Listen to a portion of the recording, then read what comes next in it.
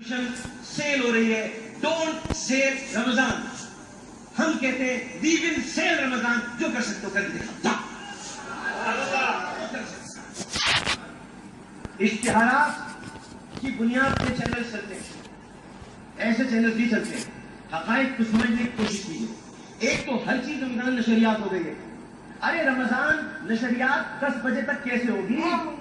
اور جاہلوں، رمضان افطار کے بعد ختم ہو جاتا ہے، اس کے بعد پرائم ٹائم آتا ہے. اس سے پہلے جب تک یہ پرائیویٹ چینل نہیں تھے تو کیا ہوتا تھا؟ افطار ہوتی تھی، ڈرامہ لگ جاتا تھا، یہی ہوتا تھا نا. اب کیا پریشانی ہو گئی؟ اب کیا ہو گیا؟ رمضان ٹرانسمیشن افطار کے وقت ختم ہو جاتی ہے، اس کے بعد پرائم ٹائم ہے، انٹرٹینمنٹ ٹائم ہوتا ہے، لوگوں کو خوشیاں دینے کا ٹائم ہوتا ہے. رمضان سیلیبریٹ کریں گے، تہوار ہے، منائیں گے. کوئی روک سکتا ہے اس منانے سے؟ تو روک کے دکھا دیں. مخلوط اجتماع، مخلوط اجتماع. حج پہ بند کراؤ نا مخلوط اجتماع. عورتوں کا حج الگ کراؤ، مردوں کا الگ کراؤ، طواف الگ کراؤ. یہاں پر بھی اس وقت خواتین بیٹھی ہیں، قسم خدا پاک کی، پروردگار کی عزت کی قسم، کوئی بری نگاہ سے اگر دیکھ رہا ہوں، الحمدللہ سارے خاندان یہاں پر بیٹھے ہیں. میں خراج تحسین پیش کرتا ہوں، ہمارے پروگرام میں پردوں کا خیال رکھا جائے. تو آپ لوگ تنقید کرنے سے پہلے سوچ لیں. عامر لیاقت سامنے ہے، دکھا کی بات کروں گا.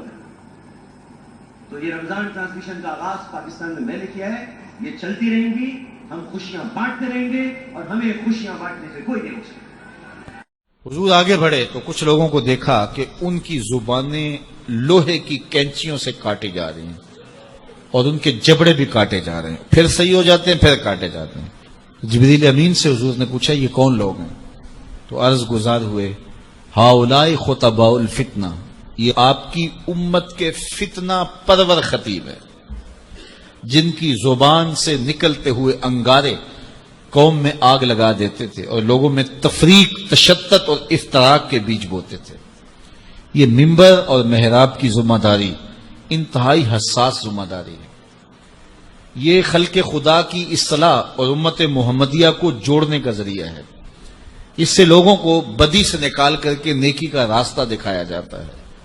لیکن اس حساس منصب کو جو نہیں سمجھتے اور اس کو اپنی خواہشات نفس کے مطابق جو منبر و محراب کو استعمال کرتے ہیں، ان کے لیے اتنی سخت وعید کی گئی کہ قیامت کے دن ان کی زبانیں لوہے کی کینچیوں سے کاٹی جائیں گی، ان کے جبڑے کاٹے جائیں گے، پھر صحیح ہوں گے، پھر کاٹے جائیں گے. یہ مسلسل ان کو عذاب دیا جائے گا.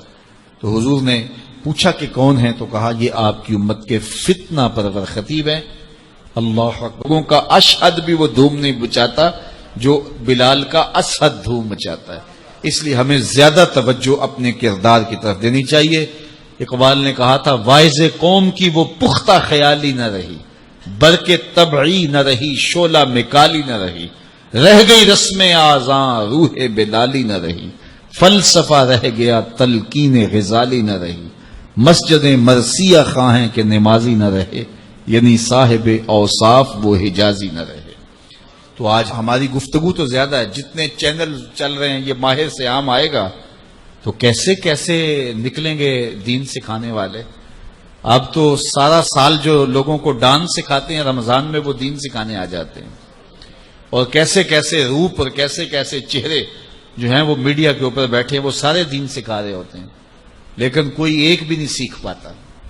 اس لیے کہ دین لفظوں سے نہیں سکھایا جاتا، دین عمل سے سکھایا جاتا ہے.